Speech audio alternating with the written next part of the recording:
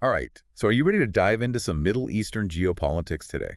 Always ready for a good deep dive. Well, perfect, because today we're going straight to the heart of it all with Iran, Turkey, and the so-called axis of resistance. Yeah, the sources you sent over this time, really fascinating stuff. They really are, and we're going to take a close look at how they all kind of play out in the Syrian conflict. And honestly, there's some surprising insights here that I think challenge a lot of the usual, headlines and simplified takes we often see. It's so true. You can get lost in those simplified narratives pretty easily, but the reality on the ground, yeah, it's much more nuanced and complicated. For sure. These sources, they really force us to think critically about the motivations of all the major players here, from Turkey and Iran all the way to the US and Israel. Right.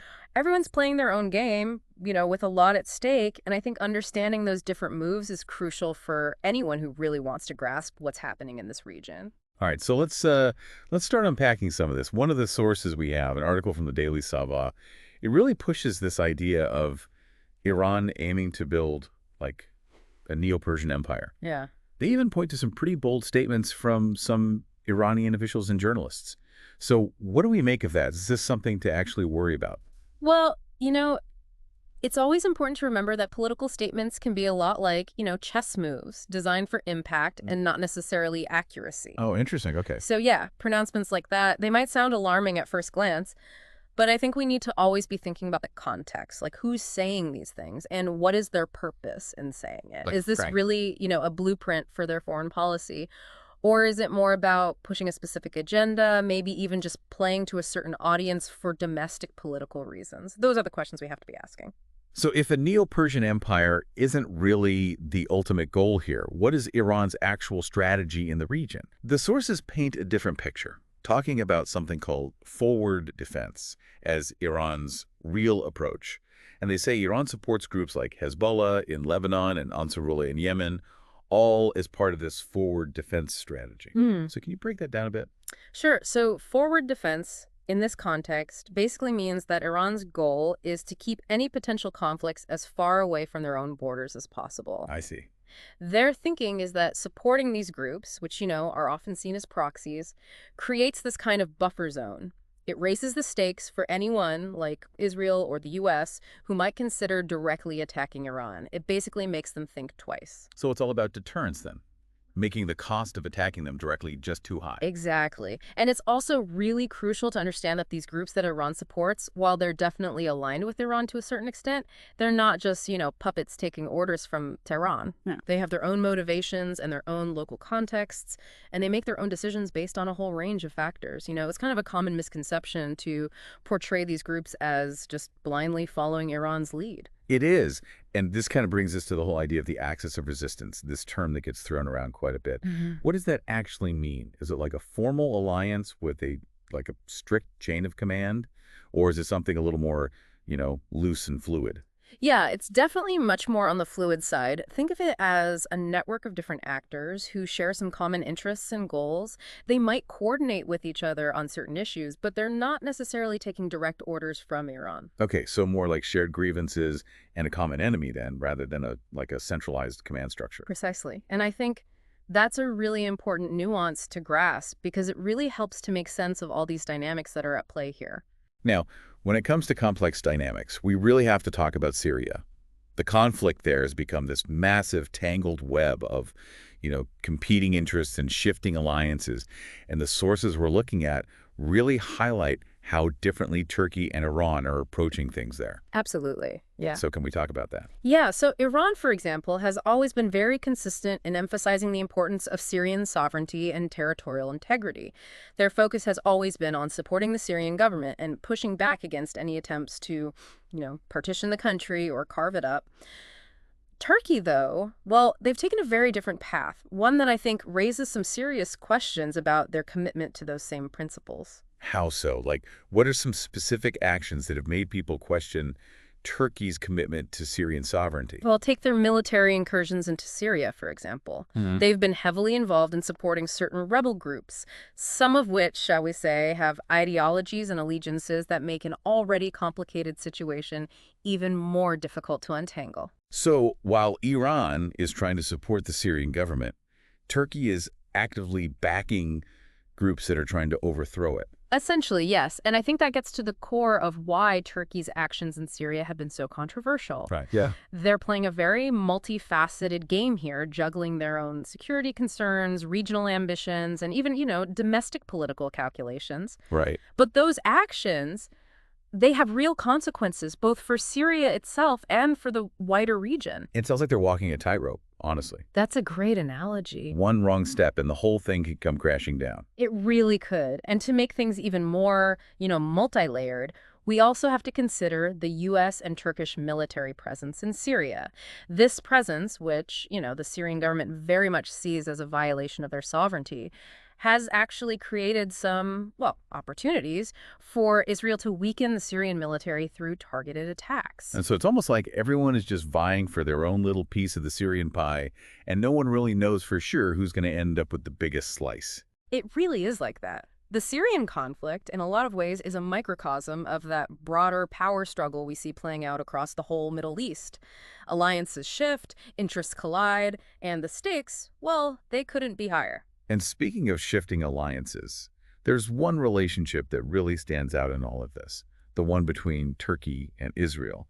Because on the one hand, we hear all this, strong anti-Israel rhetoric coming from Turkey, but then on the other, Economic ties between the two countries have actually been flourishing in recent years. It's a perfect example of the complexities we keep bumping up against here. right? Despite all the tough talk and political posturing, trade between Turkey and Israel, it's kept growing, even during those times when the conflict has been really intense. So is it all just for show then? Is Turkey's anti-Israel stance, mainly for domestic consumption? Are they just trying to appease a certain audience while they're quietly prioritizing those economic interests behind the scenes? Well, it's certainly a possibility, and I think it's one that we need to seriously consider. And then you have how they've handled those domestic protests against Israel. That adds a whole other layer to this, doesn't it? Absolutely. Our sources talk about how Turkey has basically allowed these protests to happen, but only under very strict government control. It's a way for them to appear sympathetic to the Palestinian cause, to kind of score some points there, while also preventing any kind of unrest that might actually threaten their own grip on power. So they're more concerned with managing dissent than genuinely supporting the cause itself. I think that's a fair assessment. It's a very, strategic tactic, and it lets them play both sides, appeal to different audiences, and maintain a certain level of flexibility in their foreign policy. Wow. It's really fascinating how all these pieces fit together. It is, and I think it really just drives home the point that we have to dig beneath the surface. We can't just take things at face value. We have to question those assumptions and really try to consider things from multiple perspectives. The Middle East, it's not a place for, oversimplification. There are no easy answers here, no easy answers at all. And while we're talking about these complexities, I keep thinking about that axis of resistance we discussed earlier. Because when you really look at what Turkey's doing in Syria, especially targeting those Kurdish groups that are allied with the U.S., it can actually be seen as indirectly supporting the goals of that very axis. Wait, hold on. Even though Turkey isn't officially part of the axis of resistance, their actions on the ground are actually helping them out.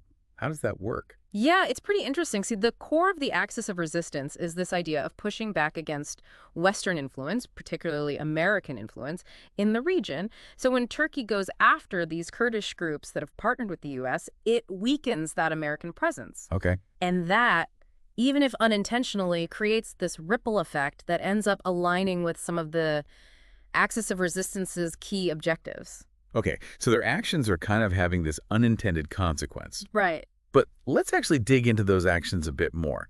We've talked about Turkey's motives and all the rhetoric, but the sources really get into the specifics of their military involvement in Syria. And it's a pretty messy picture, isn't it? Oh, definitely. I mean, at first, Turkey presented its intervention in Syria as primarily about counterterrorism, focused on ISIS. But over time, their actions have broadened way beyond that initial focus. They've gotten very deeply involved in supporting certain rebel groups, some of which, their ideologies and allegiances raise a lot of questions and concerns, to put it mildly. Some sources even go so far as to say that Turkey is supporting groups that the U.S. considers terrorists. Wow, so Turkey, a NATO member, potentially backing groups that the U.S. labels as terrorists. Exactly. And it gets even more complicated because this puts Turkey in direct opposition to its NATO allies. Right, yeah. And at the same time, it also puts them in this awkward position where they seem to be, even if indirectly, supporting groups that ultimately align with, guess who? Iran. It's like they're playing this really dangerous game, trying to balance all these competing interests and alliances. Mhm. What are the potential risks and rewards for them in all of this? Well, one of the biggest risks is that Turkey could end up really alienating its Western allies, which would put even more strain on those relationships within NATO. Yeah. Another risk is that they could inadvertently strengthen groups that actually pose a threat to regional stability. That includes, potentially, groups that are even hostile to Turkey itself. But then on the flip side, the potential rewards, well, Turkey might see this as a way to gain more control over what happens in Syria, to secure its border, and to prevent the emergence of, say, a strong Kurdish entity that they see as a threat to their own security. Okay, so a lot at stake for them. This actually brings up another point. The sources really emphasize Turkey's concern about those Kurdish groups in Syria. They seem to view them as a direct threat to their national security, right? Absolutely. The presence of these Kurdish forces along Turkey's southern border has been a major concern for Ankara for a long time.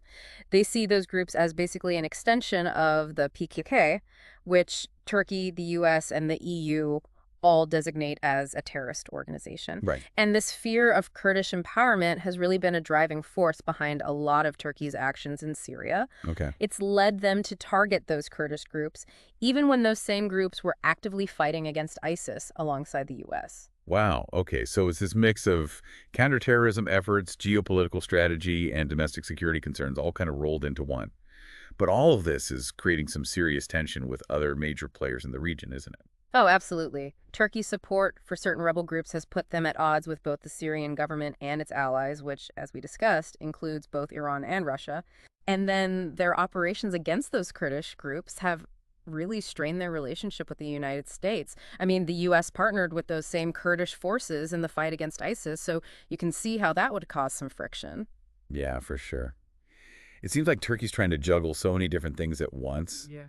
It's hard to imagine how they can keep it all from falling apart. Makes you wonder what the long-term impact of all of this will be. It does. As we talk about all these complexities, it makes me think back to something you said earlier about the importance of looking beyond simple labels and easy answers. It's just not about good guys and bad guys or Yeah. straightforward alliances. Yeah. It's about trying to really understand the motivations and calculations that are driving each actor on that stage. That's so true. And I think that's actually one of the things that makes this whole topic so fascinating. Is this constant puzzle, right? Right. It's all these moving pieces interacting in ways that are often really unpredictable. Yeah, it's like this giant chessboard where every single move can lead to unintended consequences and unforeseen implications. You really have to be paying close attention to keep up with it all. And speaking of this chessboard, there's one more piece we haven't really talked about yet, the relationship between Turkey and Iran. Oh, that's a big one. We talked about how differently they're approaching Syria, but what about their overall relationship? They're both major players in the region, but it always seems like they're bumping heads. Well, it's complicated, as are most things in this region, right? They've got this long history of rivalry and competition going back centuries, but at the same time, they also share some common interests, things like economic cooperation and, a desire for some level of stability in the region. So it's kind of a love-hate relationship then. Yeah, that's a good way to put it. They cooperate when it benefits them both, but they're also very wary of each other's power and influence. And of course, their different ideologies and geopolitical goals often lead them to clash. I mean, Iran is a Shia Islamic theocracy, while Turkey is a secular state with a Sunni Muslim majority. And those differences really play out in how they approach all sorts of issues, from Syria to the Israeli-Palestinian conflict. So it's like they're trying to dance a tango, but they keep stepping on each other's toes. It's all very intricate. It really is. And it's easy to get lost in the details, to miss the forest for the trees. But that's why deep dives like this are so important. It's by exploring these complex dynamics that we can start to make sense of that bigger picture. I totally agree. It's like peeling back the layers of an onion, Yeah. revealing all those hidden connections and nuances.